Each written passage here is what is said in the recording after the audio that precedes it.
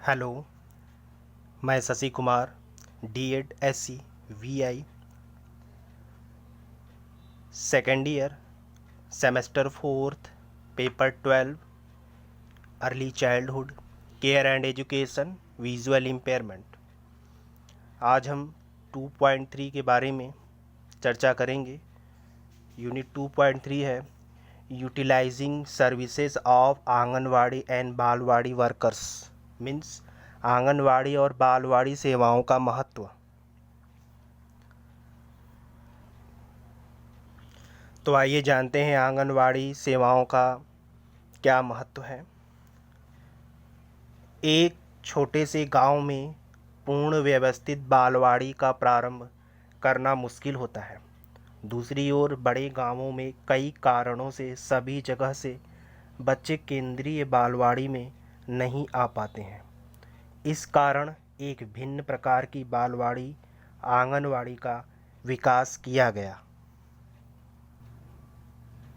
अतः आंगनवाड़ी एक खुले स्थान पर, आंगन में, पेड़ के नीचे या खुले बरामदे में भी संचालित की जा सकती है। इस प्रकार गांवों में दृष्टिहीन शिशुओं हेतु आंगनवाड़ी कार्यकर्ताओं केवल महिला कार्यकर्ता, यानी आंगनवाड़ी कार्यकर्ता में केवल महिला ही कार्यकर्ता होती हैं, द्वारा बालवाड़ी की व्यवस्था की जाती है, जहां पूर्व प्राथमिक शिक्षा के साथ साथ विटामिन युक्त भोजन वितरित किया जाता है। महिला व बाल विकास मंत्रालय द्वारा चलाई जाने वाली इस योजना में आंगनवाड़ी कार्यकर्ता युवा गर्भवती महिलाओं को भी सेवाएं प्रदान करती हैं। नेक्स्ट टॉपिक है बालवाड़ी सेवाओं का महत्व। बालवाड़ी एक तरह का पूर्व विद्यालय है जो ग्रामीण क्षेत्र में काम करता है। इस हिंदी शब्द का अर्थ है बच्चों का बगीचा। अतः एक बालवाड़ी नर्सरी स्कूल से भौतिक रूप से भिन्न है, जैसे कि शारीरिक व्यवस्था, कार्यक्रम और क्रियाएं बालवाड़ी राज्य सरकार द्वारा चलाए जाते हैं। सोशल वेलफेयर बोर्ड की आर्थिक सहायता से इनका संचालन होता है। बालवाड़ी बच्चों को निःशुल्क भोजन प्रदान करती है, वह शिक्षा भी निःशुल्क प्रदान करती है। बालवाड़ी में पढ़ाई का भी माध्यम स्थानीय भाषा में ही होता है।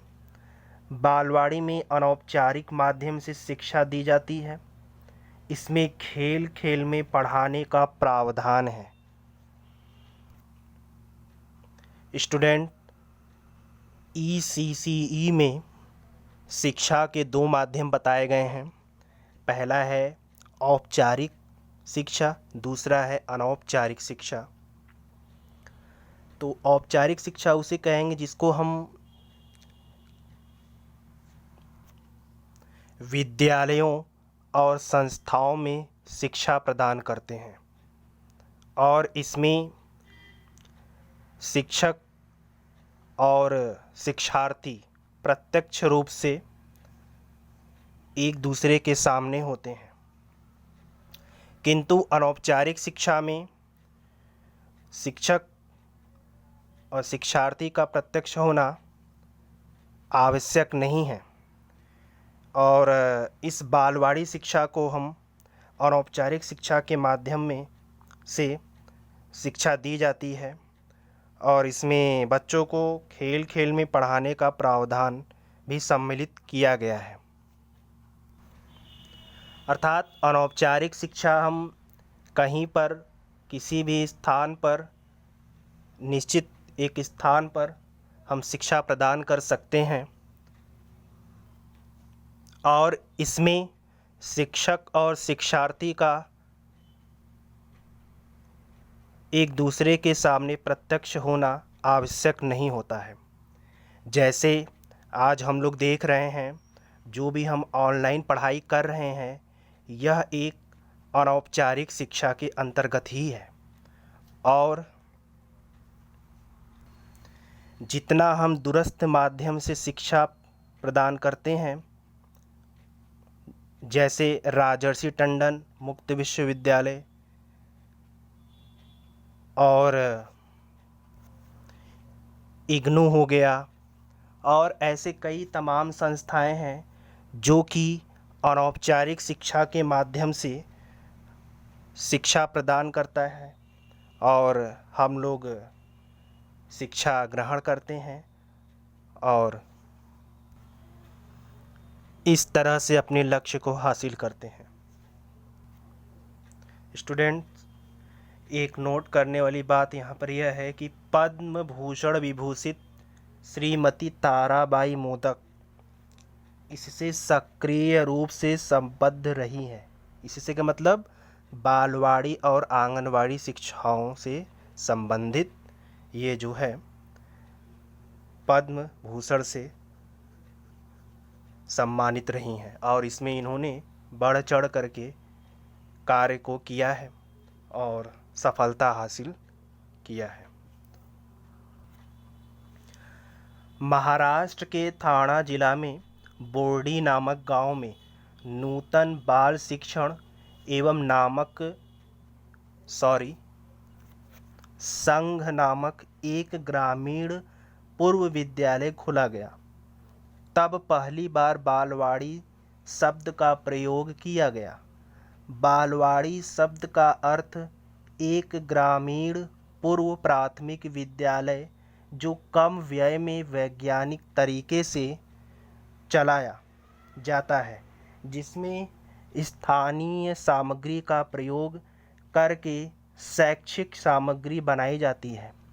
बाद में ये बालवाड़ी गांव वालों के बीच उनकी झोपड़ियों के सामने खुली हवा में उनके अपने आंगन में शुरू की गई, जिसे बाद में ताराबाई ने आंगनवाड़ी का नाम दे दिया। इस प्रकार अनौपचारिक शैक्षिक कार्यक्रमों, वह भी पूर्व बाल्यावस्था के लिए, का प्रारंभ आंगनवाड़ी योजना से हुआ। आज हमारे पूरे देश में बालवाड़ी एवं आंगनवाड़ी योजना को स्वीकार कर क्रियान्वित किया जा रहा है। इनका संचालन आज सामाजिक शैक्षिक कार्यकर्ताओं द्वारा किया जा रहा है। ग्रामीण क्षेत्रों में जहां आर्थिक कारणों से मां को भी काम पर जाना पड़ता है, ये संस्थाएं पूर्व बाल्यावस्था विद्यालय के रूप में सफलतापूर्वक कार्य कर रही है। पहला है बालवाड़ी की क्रियाएं। बहुत सारे बच्चे को स्कैबीज नामक बीमारियों से बचाने के लिए उनके स्वास्थ्य की देखभाल करना बालवाड़ी की एक क्रिया थी। नेक्स्ट है खुले मैदान में कराई गई क्रियाएं। इसमें क्रियाएं जैसे कि कूदना, चढ़ना, चलना, टहलना व शारीरिक संतुलन बनाना शामिल है। तीसरा है स्वतंत्र क्रियाएं। जब बच्चा बालवाड़ी में प्रवेश करता है तो बहुत डरा डरा सा होता है। इसमें ब्लॉक से डिजाइन बनाना इत्यादि शामिल है। यानी इसमें बच्चों को स्वतंत्रता पूर्वक रचनात्मक क्रियाएं कराई जाती हैं। अगला है व्यवहारिक जीवन में व्यायाम। व्यवहारिक जीवन में व्यायाम इसलिए आवश्यक है ताकि हमारी मांसपेशियां, अंगुलियां एवं हाथ कुशलतापूर्वक कार्य करते रहें, जैसे कि सब्जी काटना इत्यादि। हालांकि यहाँ पर छोटे बच्चों से सब्जियां नहीं कटवाएंगे। इस तरह से कुछ उनसे दूसरी एक्टिविटी कराएंगे जो बच्चे के अनुकूल हो। अगला है सृजनात्मक व कलात्मक क्रियाएं। इसमें जैसे कि मिट्टी के बर्तन बनाना, कागज मोड़ना, कागज काटना, कलाकारी, रंग भरना, संगीत व नृत्य, कैंची, ब्रश, पेंसिल, सुई तथा रंग का प्रयोग इत्यादि शामिल होते हैं। नेक्स्ट है संवेदनात्मक प्रशिक्षण क्रियाएं। देखना, सुनना, स्पर्श इत्यादि का ज्ञान। संवेदनात्मक प्रशिक्षण के लिए जो सामान इत्यादि प्रयोग में लाया जाए वो स्थानीय सामग्री से ही मिलकर बना होता है। सातवां है भाषा सीखना। जनजातीय क्षेत्रों में इसके लिए ये माध्यम अपनाए गए। पहला, व्यर्थ का वार्तालाप। दूसरा है कहानी व कविता सुनना। इसके बाद नाटक प्रस्तुत करने को उत्साहित किया जाता था। गाना को गाना एवं बजाना। नेक्स्ट है अंकों को सीखना। इसमें पूर्व बाल्यावस्था में बच्चों को अंकों को पढ़ना और बोलना सिखाया जाता था, जिससे कि बच्चे अंक को पढ़ना और सीखना जान जाते थे और वह अपने व्यवहारिक जीवन में भी प्रयोग में लाते थे। बच्चों के अंदर सामाजिक भावना विकसित करना। इसमें बच्चों को अच्छी आदतें सिखाई जाती थी जो नैतिक शिक्षा से संबंधित होता था, जैसे रात में जल्दी सो जाना, सुबह जल्दी उठना, अपने माता पिता का आज्ञा का पालन करना, बड़ों का कहना मानना और समय पर विद्यालय जाना और अच्छे तरीके से पढ़ाई करना, अपने टीचर का कहना मानना इत्यादि तमाम तरह के इसमें जो है बच्चे को अच्छी आदतें बताते हैं और वह एक अच्छा दृष्टिकोण बताया जाता था। अगला है विभिन्न शिल्प कला।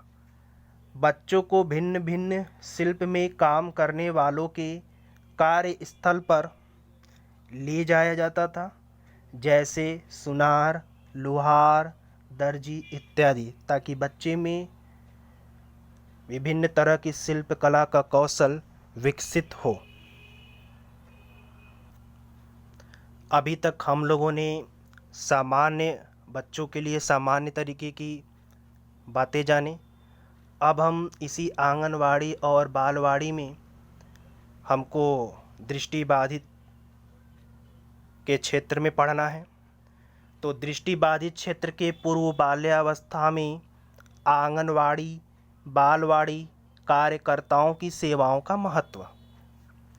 दृष्टिहीन बच्चों के संदर्भ में आवश्यक है कि आंगनवाड़ी कार्यकर्ता अन्य दृष्टिवान बच्चों में इन दृष्टिहीन बच्चों के प्रति उचित अभिवृत्तियों के विकास के लिए उचित वातावरण का निर्माण करें, जिससे ये बच्चे बालवाड़ी की प्रत्येक क्रिया में समान रूप से भाग ले सकें। प्रायः यहाँ खेल द्वारा अथवा बोलकर शिक्षा प्रदान की जाती है, जिसमें दृष्टिहीन भी समान रूप से भाग ले सकते हैं। गिनती, भाषा ज्ञान व स्वास्थ्य शिक्षा की यहाँ मुख्य रूप से शिक्षा प्रदान की जाती है। खेल द्वारा शिक्षा प्रदान करने से सभी विद्यार्थी लाभान्वित होते हैं। इस प्रकार आंगनवाड़ी कार्यकर्ता को दृष्टिहीन बच्चों के माता पिता व परिवार को भी परामर्श सेवाएं प्रदान करनी आवश्यक होती हैं।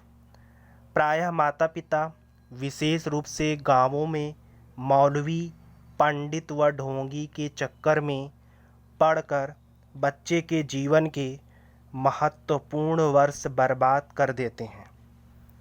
दृष्टिहीन बच्चे की प्रारंभिक तैयारी कराकर तथा माता पिता को उचित निर्देश देकर वे बच्चे के जीवन को एक सुनिश्चित दिशा प्रदान कर सकती है। अतः समाज कल्याण विभाग द्वारा प्रत्येक जिले में कार्यरत विशेष विद्यालय इन बच्चों के लिए शिक्षा सुविधाएं उपलब्ध कराते हैं। वह एक कड़ी के रूप के कार्य कर उचित समय पर इन विद्यालयों में इन बच्चों की भर्ती सुनिश्चित कर सकती है। समयानुसार विद्यालय में प्रवेश कर दृष्टिहीन विद्यार्थी शिक्षा का लाभ उठा सकते हैं। प्रायः देखने में आता है कि गांव के दृष्टिहीन विद्यार्थी गांवों से शहरों में आकर विशिष्ट विद्यालयों में शिक्षा प्राप्त कर गांव के लिए एक आदर्श स्थापित करते हैं।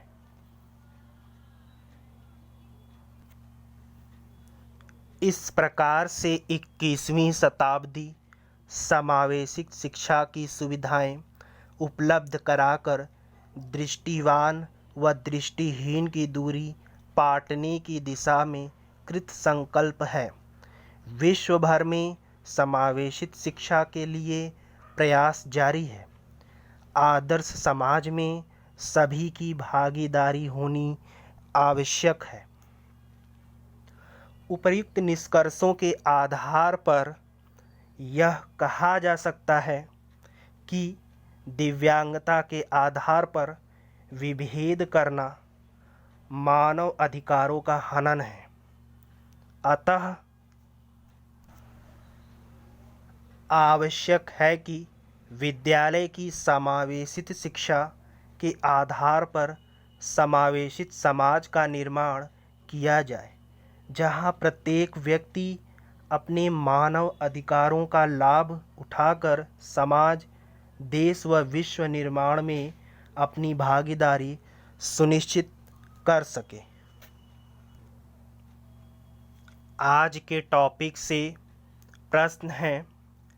पहला प्रश्न, आंगनवाड़ी एवं बालवाड़ी कार्यकर्ताओं की पूर्व बाल्यावस्था के क्षेत्र में मुख्य भूमिका क्या है?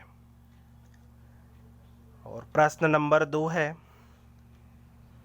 दृष्टिबाधिता के क्षेत्र में आंगनवाड़ी व बालवाड़ी सेवाएं प्रदान करने वाले कार्यकर्ताओं की क्या भूमिका है? वर्णित कीजिए। तो स्टूडेंट, आप सभी लोग इन दोनों प्रश्नों को